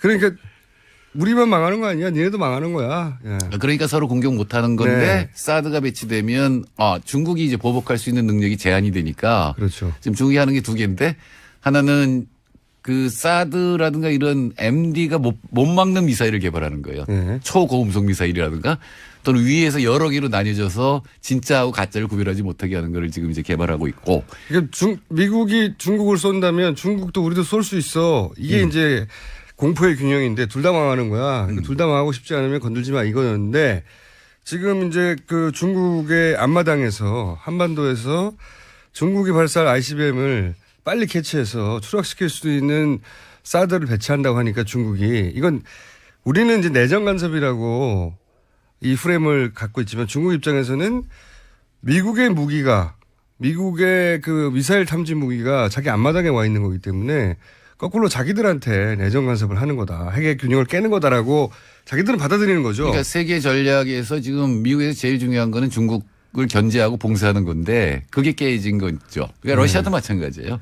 러시아에서 쏘더라도 한국 사드가 알아서 미국에 알려줄 수가 있기 때문에 그래서 러시아하고 중국이 지금 공조를 하는 거죠. 사드가 이제 한반도를 평화로부터 지키기 위해서라는 명분을 세웠는데 이제 이 관점에서 바라보면 사드는 한반도를 굉장히 위기 속에 빠뜨리는 거죠. 위기 속에 빠뜨리죠.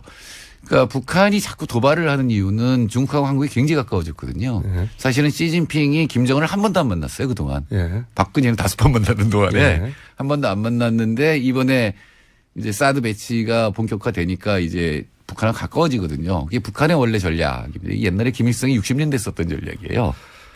그러니까 60년대 가장 도발이 심했거든요. 1.12 사태라든가 푸에블로 납치인데 그게 나중에 동독 비밀 문서가 해제된 뒤에 보니까 중국과의 관계가 소원해지니까 중국이 예. 관심을 갖고 자기 편들게 하려고 했다는 건데 예. 제가 보기엔 똑같은 전략을 지금 쓰고 있는 거죠, 북한이. 그렇죠. 그리고 그 사드가 그러면 진짜 우리 국방부가 얘기하듯이 북한이 남한으로 쏘는 미사일을 방어하는 수단이었으면 좋겠는데 실제로 이건 ICBM 잡는 거란 말이죠. 네. 북한이 우리한테 ICBM 쏠 리가 없지 않습니까? ICBM은 ICBM 쏠려면 대기권 밖으로 나가도 그러니까요. 그럼 이거는 수직으로 쏴서 수직으로 떨어져야 된다는 얘기인데 그럴 예. 이유가 없고 우리 한반도는 이미 북한의 장사포라든가 미사일에 다 사정권 안에 있어서 네. 그래서 이제 사드 무용론을 얘기하는 분들이 얘기하는 겁니다. 네. 무기론 그렇죠. 네. 네, 무기 체계로서는. 근데 이제 저도 사드가 한반도에 여러 가지 이득을 준다면 배치할 수 있다고 생각하는데 자, 이득이 뭐냐 이렇게 따지는 게 될 수밖에 없는 상황이 되는 거죠. 근데 중국이 그러니까 북한의 전략을 무력화시키는 정책을 썼어요. 북한에 대한 석탄 수출을 금지했거든요. 근데 네. 이게 석탄 수출이 북한 수입의 40%예요. 네. 진짜로 경제 제재를 강화한 거죠. 그러니까 미국한테 신호를 보낸 거예요. 내가 북한 제재를 강화할 테니까 사드 배치하지 말아라는 거고 트럼프도 그런 얘기를 했어요. 이 정책 중에 여러 가지 정책 중에 하나의 옵션이라고 얘기를 했거든요. 그러니까 이건 협상의 여지가 있는 거거든요. 그런데 우리 정부가 막 앞장서서 빨리 사드 배치를 한다 그러니까 이건 보복을 좀 심하게 당할 것 같습니다. 그래서 저도 이제 중국에 있는 분들한테 간혹 얘기를 들어보면 우리가 느끼는 것보다 중국에서는 훨씬 더 심각하게 그렇죠. 롯데만이 아니다. 앞으로 중국에 진출한 한국 대기업들이 굉장히 곤욕을 치르게 될 것이다. 그럼에도 불구하고 그에 상응하는 이득이 있으면 되는데 사드 배치를 해서 우리가 경제적으로나 안보 차원에서 이득이 뭐가 될지 저는 매우 의심스럽습니다. 매우. 딱 하나가 뭐냐면 한미 군사동맹에 복무한다. 이거죠. 네, 근데 강화. 복무한다는 게 뭐냐면 중국 봉쇄거든요. 그러니까 중국은 도저히 받아들일 수 없는 이런 상황이죠. 가장 가까운 중국과 적대적인 관계 이게 사실 한 40년, 50년 전에 거의 이제 끝나갔었는데 중국과의 대결 국면은. 한국이 중국하고 더 친했죠. 북한보다. 네. 네. 그랬는데 이제 남북 관계도 그러면은 굉장히 사태가 곤란하게 되는 거죠. 이게 노태우 군사 정권이라고 할 수 있는 노태우 정권 때도 그 북방 정책을 펴가지고 중국과 가까워졌는데 이 희한하게도 이 정부 들어서 중국하고 멀어지는 거예요 지금. 사실은 3년 동안은 최고로 좋았습니다. 네. 박근혜 정부의 유일한 업적이 중국과 친해진 건데 이 사드 배치 하나로 완전히 다 날려버리고 최악 상태로 지금 만든 거죠. 자, 근데 사드는 예. 협상의 여지가 조금 전에 말씀드렸지만 많습니다, 사실은. 정권 이제 다음 정권은 여기에 대해서 여러 가지 조치를 하겠죠. 하긴 할 텐데 현재 기준으로 롯데가 당하고 있고요. 예, 그럼 당하는 건 명확한 것 같습니다. 그리고 이제 헌구십 아까 말씀하신 그 인민일보 자배지 보면은 예, 롯데로 끝나지 않는다는 얘기를 많이 하거든요. 예, 삼성현대라는 이름을 거론하고 있죠. 구체적으로. 예. 예. 삼성현대의 가장 큰 시작이 사실상 중국인데 예, 맛 좀 봐라 이러고 있거든요. 그러니까 중국이라는 칸시라는 게 있잖아요. 예. 관계를 해야 뭐가 이렇게 잘 돌아가는 건데 그게 다 불법. 아름아름. 알고 보면 다 불법이거든요. 그러니까요. 안 되는 일도 없고 되는 일도 없고. 이게 시진핑이 정권을 공고히 하기 위해서 보시라이 칠 때도 예. 이 칸시 이런 거 조사하는 거거든요. 예. 그럼 다 걸리거든요. 그러면 삼성하고 현대 지방정부하고 삼성현대의 관계를 보면 걸릴 게 많거든요. 우리나라에서 했는데 거기서 안 했을까요? 더군다나 거기는 관씨가 뭐랄까요? 불법은 불법인데 다들 그렇게 하는 관례처럼 하는 거죠. 네, 관례처럼 서로 가다가 접대하고. 예. 갑자기 그거를 법대로 한다 그러면은 마치 식품 위생 검사하는 것처럼 법대로 하면 다 걸리죠. 사실은 굉장히 그 재벌들이 제가 보기에 왜 재벌들이 사드 배치에 가만히 있을까 이것도 제 의문입니다. 그건 이제 정부가 이렇게까지 강하게 밀어붙이는데 그 기업이 나설 수는 없죠. 근데 이제 언제 끝날지 모르는 정부가 이걸 하는 이유를 전 진짜 모르겠거든요. 그렇다고 제가 보기에는 미국이 강하게 압박을 하는 것도 아니에요. 트럼프의 언어를 보면. 네. 근데 왜 이렇게 빨리 할까? 이게 정말 이해가 안 되는 일들이. 이권의 관점에서 볼 필요가 있습니다. 대선 후보들도 저는 잘 이해가 안 돼요. 대선 후보들은 저런 관점에서 보셔야 될 것 같아요. 이게 사드에 관해서는 사드 배치를 추진할 때 워낙 여론전을 현 정부에서 잘했어요. 이 사드를 배치하면 한반도의 안보의 어떤 능력이 올라가는 걸로. 그래서 지금도 여전히 사드 배치 여론이 더 높아요. 찬성하는 쪽이. 네, 지금 뭐 여론조사 하면 그러겠죠. 근데 네. 사드가 정말로 어떤 기능을 하는지에 대한 게 잘 알려져서 높다기보다는 그런 여론전을 충분히 잘했고, 우리, 그게 이제 다음 이어받을 정권에서 그 여론이 이제 어쨌든 우세하게 나오니까 부담을 느끼는 거겠죠. 예. 뭐 선거의 문제가 될 건 맞는데. 정권이 바뀌고 난 다음에는 저는 사드의 문제에 대해서는 다시 거론하게 될 거라고 생각이 들긴 하는데 그 전에 기업들이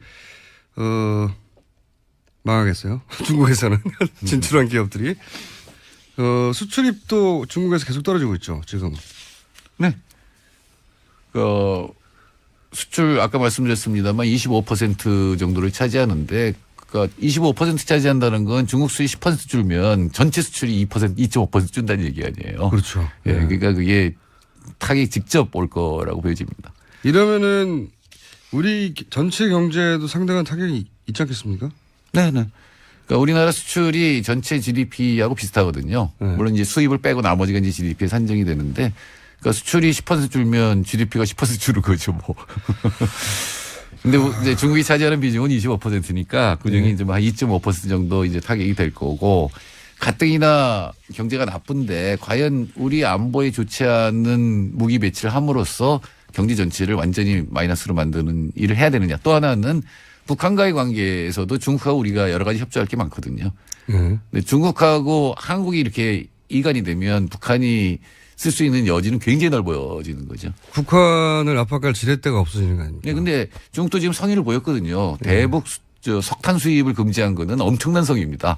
북한에 성명 나왔거든요. 니네들이 대국이냐 뭐 이러면서 미국의 농간에 놀아라는 게 대국이냐 이런 식으로 성명이 나올 정도로 강력한 제재를 한 거고, 앞으로 사드 배치에 대해서 수정이 있으면 사실 그걸 무조건 배치하지 않더라도 레이더만 수정해도 되거든요.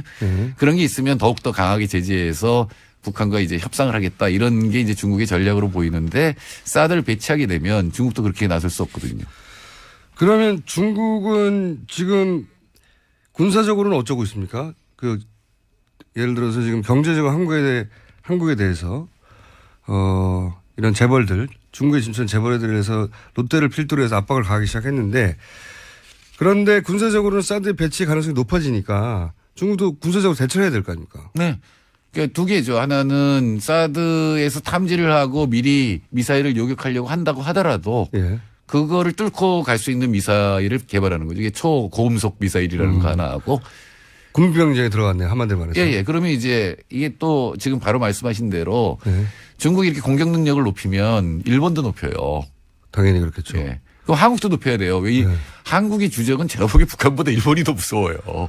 그러니까 중국이 더 무섭고. 우리가 왜 자꾸 북한만 바라보는지 저도 모르겠어요. 네, 사실은 그러니까 뭐 일본도 쉽게 뭐 공격을 하거나 이러지는 않겠지만 일본이 재무장화를 하면 우리도 무장을 해야 되거든요. 한반도 위기 상황이 생기면 일본의 자위대가 한반도에 들어올 수 있다는 거 아닙니까? 그렇죠. 일본이 주장하는 바이고.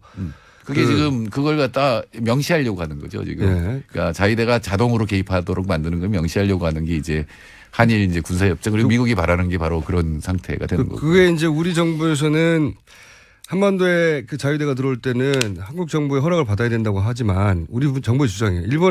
일본 얘기는 북한은 한국의 영토가 아니지 않냐. 거기 들어올 때 왜 우리가 허락을 받아야 되냐 이렇게 얘기하거든요. 네, 그리고 북한이 실제로 일본을 위협하거든요. 그러니까 장거리 미사일 아니더라도 뭐 일본까지는 금방 미사일을 쏠 수 있으니까. 미국하고 일본의 이해는 맞아 떨어지죠. 미국이 한반도 유사시에 군사를 투입하는 것보다는 바로 가까이 있는 우방국 미국의 입장에서는 일본 군대가 북한에 들어가서 문제를 해결하면 미국 입장에서는 경비도 줄이고 인명피해도 줄이니까. 네, 그게 트럼프 전략이죠. 지역 문제는 지역이 해결하고 너네들이 돈 내서 문제를 해결하라는 게 트럼프 외교의 큰 기조니까 일본으로서는 무장하기 굉장히 좋은 조건이 된 거예요. 우리 입장에서는 이게 황당한 일이 벌어지는 거예요. 불과 100년 전에 그런 일이 있었는데 이제 다시 우리 보수들이 그렇게 좋아하는 미국의 허락하에 일본이 다시 군사적으로 한반도에 북한을 빌미로 들어올 수 있다는 거 아닙니까? 그렇죠. 우리 땅이 아니라며. 어떻게 되는 거예요, 그럼 그다음부터는? 그러니까 결국은 북한 핵이 빌미가 됐는데 북한 핵은 사실 정권 유지가 제일 중요한 거잖아요. 김정은 입장에서는. 그럼 정권을 보장해 주면 되는 거 아니에요. 그러니까 우리가 너네 공격 안 하겠다. 근데 남한이 공격 안 한다는 건 북한도 믿어요. 근데 미국이 공격하는 거에 대해서는 문제가 되거든요. 남한이 공격하면 서울이 불바다가 되니까. 그러니까 자꾸 얘들이 미국에서 공격할 때 대비해서 자기들도 미국 본토를 공격할 수 있다는 걸 보여주고 싶은 거잖아요. 그렇죠. 예. 핵의 공포의 균형을 만들고 싶은 거예요, 자기들. 예. 북한 나름대로 하고 싶은데 북한이 핵을 개발하지 않았을 때 안전이 보장되는 거하고 북한이 국제적으로 인정을 받아서 경제적으로 더 좋다라는 걸 갖다가 확신을 시켜줘야 되는 거거든요. 그래서 북한의 요구사항은 그래서 우리가 핵을 포기하면 그러니까 평화협정도 맺고 기본적으로 제일 먼저 얘기하는 평화협정입니다. 왜 지금 매우 이상하게도 전쟁이 끝났지만 전쟁 상태죠. 전쟁이 끝났지만 전쟁 상태란 말이죠. 정전 협정이잖아요. 전쟁을 중지한 상태죠. 평화협정을 맺지 않았어요. 북한과 미국이 전쟁이 끝났다라고 선언하지 않았단 말이죠. 사실은 정전 상태만 지금 몇 년입니까? 거의 70년 가까이 60 몇 년 동안 전쟁 끝났는데 어떤 형태로든 협정을 맺지 않고 이렇게 끝도 아닌 어정쩡한 상태로 유지되는 건 우리나라밖에 없어요. 그렇죠. 세계에서 지금 전쟁이 안 끝난 데는 우리밖에 없죠. 전쟁 끝났다 하고 다시 전쟁할 수는 있지만 전쟁 끝났는데 좋아 전쟁 이런 조건을 끝났으니까 이제 이렇게 해 하고 협정을 아직도 맺지 않았어요. 이 되게 이상한 상태인 겁니다. 우리나라가. 그래서 전쟁 상태를 유지하니까 무기를 많이 팔 수 있죠. 미국에서는. 아직도 전쟁 중이니까. 네. 그리고 동아시아에서 긴장이 유지되는 거는 중국. 그러니까 북한이 핵 개발하면 북한이 미국을 위협한다고 하지만 미국이 제일 좋거든요. 그렇죠. 미국이 동아시아에 개입할 근거가 남중국해가 있고 네. 그다음에 북한이 있거든요. 그러니까 중국은 어떻게 해서든지 북한이 좀 이런 걸 안 했으면 좋겠다라는 거고. 그렇죠. 미국이 개입할까 봐. 예. 그래서 여러 가지 이제 북한이 문제 삼는 게 여러 가지가 있는데 이제 군사 훈련하는 거 있잖아요. 예. 예, 우리도 이제 또 봄에 할 건데 그것만 중지시켜도 자기들 동결할 수 있다라는 것까지 가고 있거든요. 그러면서 이제 미국하고 평화협정을 했잖아요. 예. 예. 난 그건 뭐 미국하고 이제 외교 정상화하는 거. 한국하고 중국은 정상화인데 왜 이쪽은 안 되느냐라는 건. 예. 그 자꾸 이제 말하자면 애가 뭐 저 선물을 얻고 싶을 때 이 부리는 거랑 비슷한 걸 하는데 그걸 들어주는 수밖에 없는 거죠 지금. 그러니까 평화협정을 안 맺는 이유가 안 맺을 이유가 없어요. 북한하고 이 한반도의 평화를 원하면 평화협정 맺으면 되잖아요. 네. 모든 것 이전에 평화협정을 북한과 안 맺는 게 미국의 방침입니다. 이때까지. 전쟁 상태, 정전 상태를 유지하는 게 방침인데 이건 이제 미국의 군산 복합체 관점에서 봐야 되죠. 무기를 많이 팔 수 있는데 뭐하러 돈 많이 벌 수 있는데. 네, 군산 복합체도 있고 중국을 봉쇄하는 게 지금 여기가 세계 전략이기 때문에. 그렇죠. 여기가 갈등이 있어야 갈등이 있으니까 우리가 거기 가서 군사도 배치하고 갈등을 해결해 줄게 하고 와서 중국을 견제할 수 있으니까 그런 관점에서 보면 우리 보수 정권이 참 아쉬워요. 굉장히. 이 보수 정권이라는 게 이런 머리를 잘 써가지고 외교를 잘 할 수 있어야 하는데 기본적으로 보면 과거에 전쟁 때 보면 보수 정권이 전쟁을 훨씬 더 잘했거든요. 다른 나라에 보면. 예, 그렇죠. 외교적으로 유능하고 처칠도 그랬지 않습니까? 예, 예. 근데 지금 상당히 여지가 있어요. 사드 문제를 둘러싼 중국과 미국, 중국과 북한 관계는. 근데 이거를 완전히 봉쇄하는 그냥 배치하겠다는 거거든요. 그럼 여러 가지 외교적인 여러 가지 방안들을 갖다가 완전히 자기 스스로 이렇게 묶어놓고 손을 묶어놓고 지금 외교하겠다는 건데. 어떤 외교 방안이 있는지 모르겠어요. 있어서 이러는 건지. 그런 걸 들어본 적이 없어가지고요. 굉장히 많아요. 아니 제 말은 아니 그쪽에 우리 정부가 이걸 추진할 때 그 이후에 외교 방안이 뭔지가 모르겠다고요. 그러니까 미스티리어스한 게 많다니까요. 롯데가 왜 이걸 줄까? 왜 한국 재벌들은 반대하지 않을까? 한국 정부는 왜 이걸 이렇게 급히 서두를까? 원래는 금년 말까지였는데 그거를 6월까지 한다는 거 아니에요? 대선 전에 하겠다는 거예요. 지금은 그러니까. 또. 네. 왜 그걸 해야 될까라는 네, 좀 이해할 수 없는 미스터리입니다. 자, 경제 얘기를 해야 되는데 오늘 정치 얘기를 많이 해버렸네요. 이게 다 정치하고 연결된 거니까 사실 결국은. 네, 동아시아에서는 외교안보하고 경제가 직결돼 있다고 봐야죠. 근데 아주 최근 소식이라면 이재명 시장 쪽에 정책을 앞으로 담당하실 거라고요?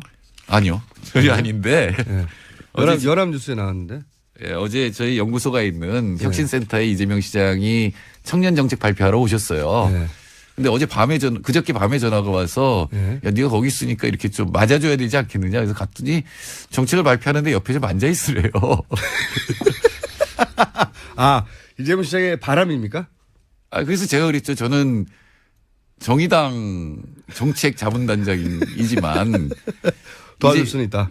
아니요. 이재명 시장이 본선에 왔을 때 좀 제대로 한번 토론을 하고 싶다. 토론을 하고 싶다. 실력 있는 사람이 올랐으면 좋겠다 그랬더니 이렇게 대답을 한 거죠. 우리가 정의당하고는 민주당이 바로 정권 연합을 할 거기 때문에 이 정권 연합하면 바로 총책 입장시키겠다 옆에서. 그래서 그게 신문에 나왔어요. 그러니까 소장님이 하겠다고 한 게 아니라 소장님이 하던 말도 시킬게 이렇게 말한 거예요. 예. 그러니까 심상정하고 이재명이 토론하는 걸 보고 싶다 그랬더니 우리는 바로 연합 정권을 만들 거기 때문에 정책을 맡기겠다 뭐 이런 식으로 얘기를 한 거죠. 별 뉴스가 아니네요. 네, 뉴스 아닙니다. 자, 여기까지 하겠습니다. 지금까지 칼 플라나니 사회경제연구소의 정태인 소장님이었습니다. 감사합니다. 친절한 AS입니다.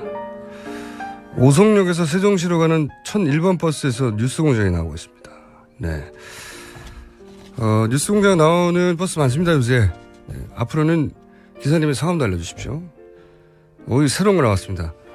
지하철 기관사입니다. 뉴스공장 객실 방송으로 틀고 싶네요. 네. 한번 확 틀어보세요. 확 틀어보시고 뉴스에 나오시고 잠시 휴직하시면 되죠 뭐. 자, 그 제보인데요. 그 친박 집회 돈 주고 동원한다는 얘기가 많아가지고 좀 진화했어요. 굉장히 구체적인데 경북 봉화군 봉성면 제산면 일대에 노인정 어른들이 이렇게 모였습니다. 회비 2만 원을 내면 버스를 대절해주고 점심을 주고 간식을 주고 저녁을 주고 서울 구경을 시켜주며 그리고 수건도 기념 수건도 드립니다. 2만 원이 넘죠. 당연히 이렇게 되면. 그리고 나서 친박 집회 온답니다. 예, 그렇군요. 진화했네요. 자, 제가 대형 교회들이 왜 친박 집회에 가냐고 아시는 분 연락 좀 달라고 그랬더니 김용민 씨라고 있어요. 사이 퉁퉁 찐 김용민 씨가 직접 문자를 보냈네요. 네. 대형 교회 전문가 김용민 박사를 왜 인터뷰 안 하냐. 그는 여기서 그는 자기입니다. 이렇게 문자를 보세요. 그는 잠재적 대권 주자이기도 하며 그 이유는 교리화된 반공주의로 기존 교인을 결집시킬 필요성과 정책 영향력 유지에 대한 집착 때문이며 동시에 쪼그라든 교수에 대한 위기감이 작동했기 때문이다. 나를 인터뷰하라. 이렇게 문자를 보냈습니다. 싫다. 조만간 이 문제는 저희가 전문가 연결해서 한번 다뤄볼 생각입니다. 정말 저는 궁금하거든요. 여기까지 하겠습니다.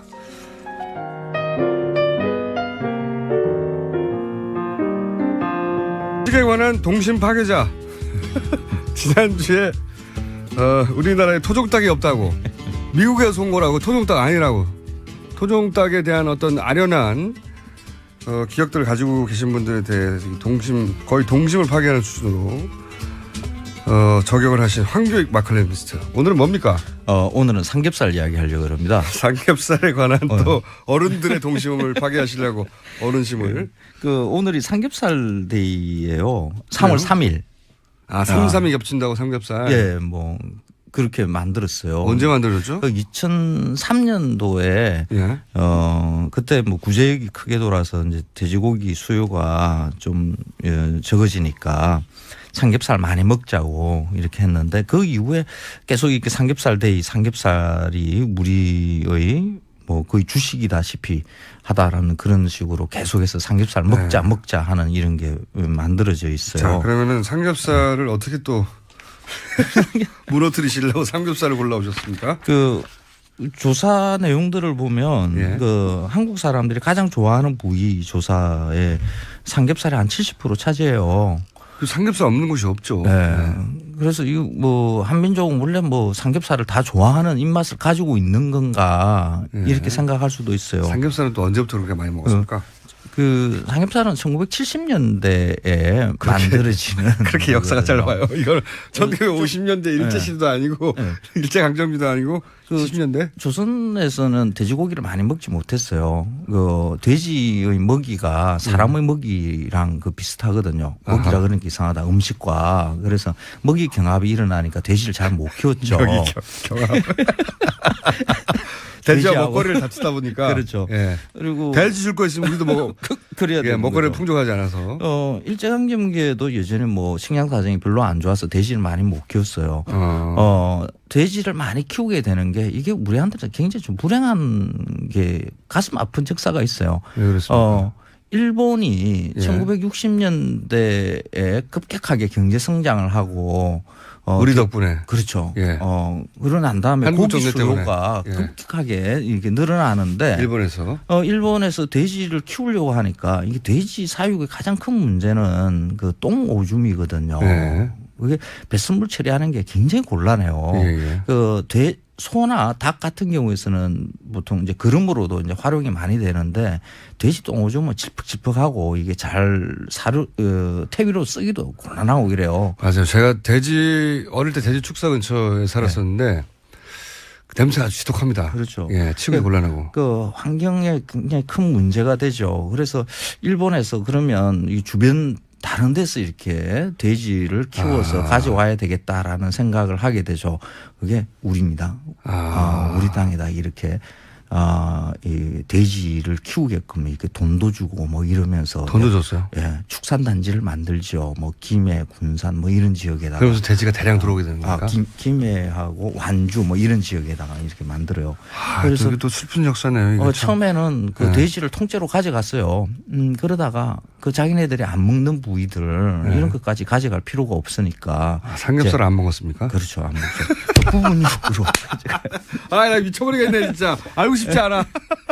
그 일본 사람들이 가장 좋아하는 게 돼지고기 중에 돈가스 같은 거죠. 그렇죠, 그렇죠. 예. 안심 등심이 많이 필요한 거죠. 살코기들. 예. 안심 등심만 쏙 빼가서 가져가고 이제 우리한테 남는 거는 삼겹살, 비계 부분, 앞다리, 뒷다리, 돼지 머리, 내장, 선지 이런 게 주어지는 거죠. 그게 다 요리로 개발이 됐구나. 그렇죠. 그러니까 돼지 요리라 그러면 우리 머릿속에 떠오르는 게 돼지 머리고기, 뭐 순대. 돼지 머리를 놓고 제사를 지낸 것도 그럼 그 무렵의 풍습입니까? 그렇죠. 아이고 이게 정말 대신 풍속 파괴자이기도 하시네. 오래된 풍속인 줄 알았더니 70년대 갑자기 그 돼지고기 구이를 많이 먹자라는 이런 정부의 적극적인 그 홍보 활동이 이루어져요.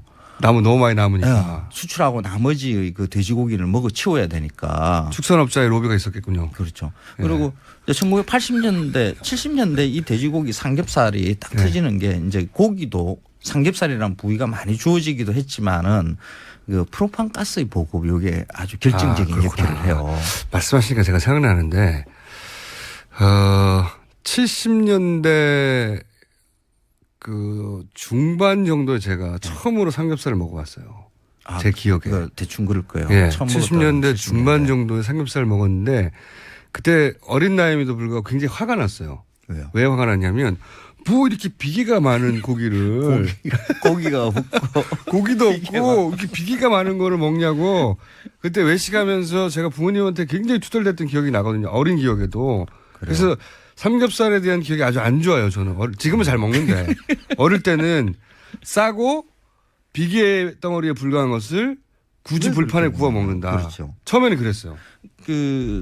그러고 말씀하시니까 생각이 나네요. 그러니까 그 삼겹살을 그 대량으로 소비할 수 있는 방법이 사실 이제 그 LPG의 보급에 거기에다 위에 팬 하나 올리면 그냥 바로 되니까. 먹는. 그리고 우리가 그 쌈을 즐기지 않습니까? 거기 된장 바르고 풋고추, 마늘 올리고 비계가 그걸로 중화되고 맛이 그렇죠. 그러니까. 그러면 이제 먹을만해지는 거죠.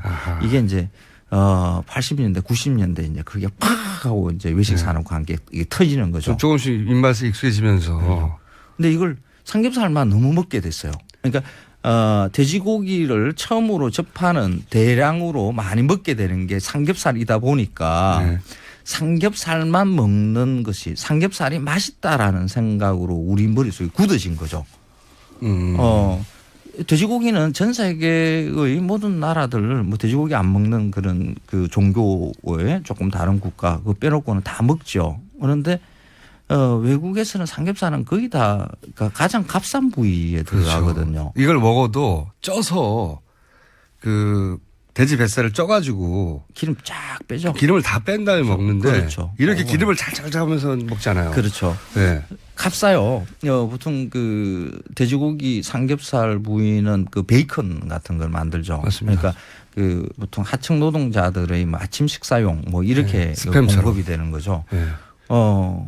그 삼겹살이 스팸도 가장 그 미국에서 아주 그 찌꺼기로 만든 거였는데. 그렇죠. 예. 얼마 전 뉴스에 보니까 미국의 그 값싼 삼겹살의 이 가격이 한 20-30% 뛰었대요. 우리나라에서 수입 많이 해서 그렇습니까? 일본 그러니까 미국에서도 이제 그 전체 돼지고기 양은 부족하니까 다른 데서 수입을 하거든요. 캐나다나 멕시코에서 가져오는데 캐나다, 멕시코 걸 한국에서 거의 다 수입해 버리니까 삼겹살을. 네. 그래서 이제 그게 미국에서 이제 이거 부족해지고 그러죠. 이 70년대 프로판 가스와 또 일본에 수출하고 남은 안 먹는 부위가 이렇게 그러니까 풍속 파괴자, 나쁜 사람.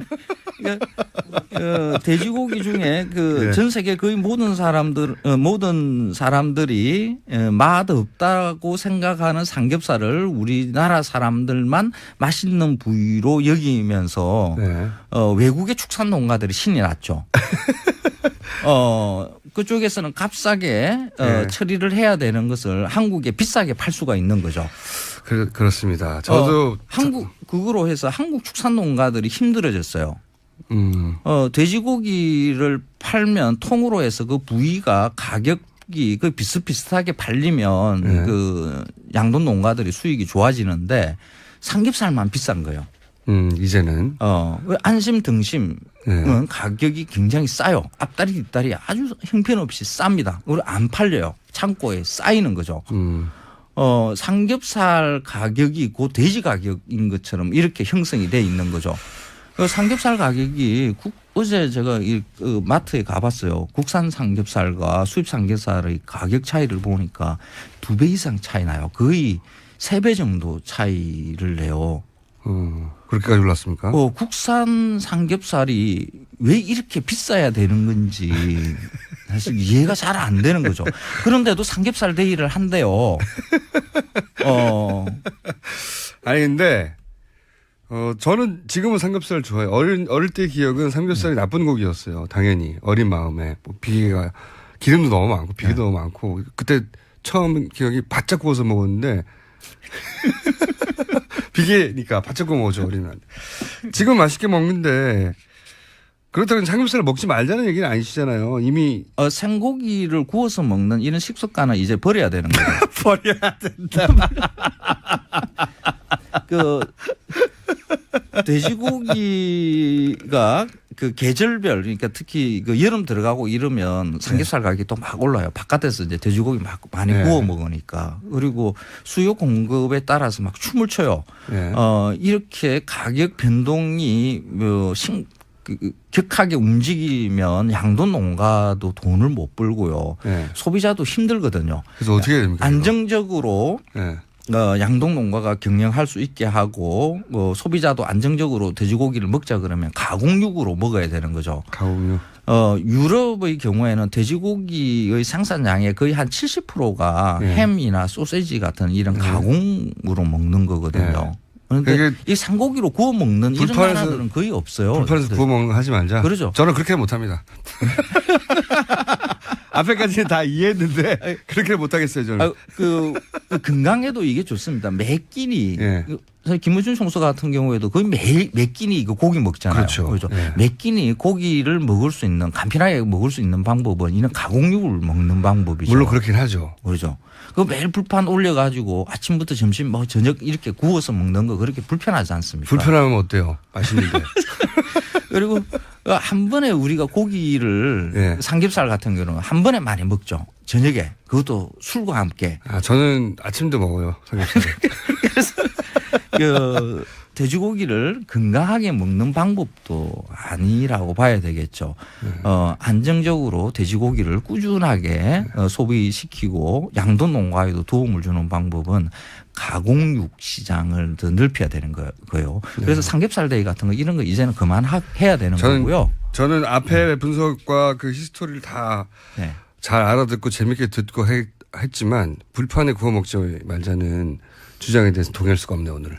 심각하게 반격을 가고 싶습니다. 오늘은 삼겹살 말고 앞다리살, 뒷다리살 이런 것도 괜찮으니까 남아 돌아서 어쩔지는 못하는 그런 부위들이 있거든요. 근데 삼겹살에 이제 입에 익어가지고 사람들 한국 사람들한테 고소한 맛이 있어가지고. 그 맛없는 부위예요. 전 세계 모든 사람들이 다 맛없다고 하는 부위를 왜 우리만 맛있다라고. 우리나라처럼 구워 먹지 않아서 그런 겁니다. 그렇게 그 인식을 바꿔야 되는 거죠. 못 바꾸겠어요 이제. 바꾸세요. 삼겹살은 맛없는 부위입니다. 아니 전 세계인들이 맛없다 하더라도 내 입맛은 이제 맞아버렸어요. 어쩔 수 없어. 그러니까 맛이라는 것은 어떻게 인식하는가의 문제예요. 절대적으로 입에 맞는 맛이라는 것은 없습니다. 아니 이미 인식이 돼버렸어요 이렇게. 사회적으로 윤리적으로 도덕적으로 어떤 게 맛있는가 한번 생각해 봐야 되겠습니다. 알겠습니다. 자 오늘 처음으로 의견이 갈렸고 어떻게 보면 탄핵 심판 전에 이번 주말이 마지막일 수도 있습니다. 그렇죠? 그러네요. 네, 광장에 촛불을 한 번도 드신 적이 없는 분도 있을 텐데 한 번쯤은 이번 주말쯤은 나가시는 게 어떨까요? 내일 봐요. 예. 광화문에서. 자, 내일 뵙겠습니다. 내일 저는 그리고 내일도 고기를 구워 먹겠습니다. 자, 광장에서 뵙겠습니다. 김어준이었습니다. 안녕.